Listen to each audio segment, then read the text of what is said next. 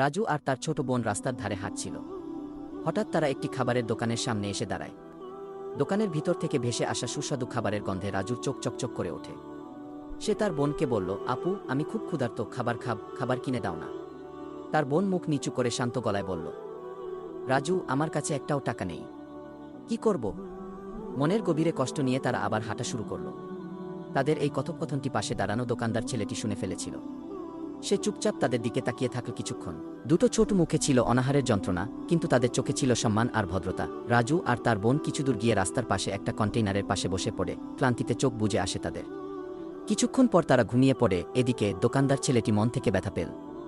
সে দ্রুত কিছু খাবার আর নিজের জমিয়ে রাখা টাকার একটা ব্যাগে ভরে নিয়ে তাদের পেছনে ছুটে যায়। গিয়ে দেখে তারা গভীর ঘুমে।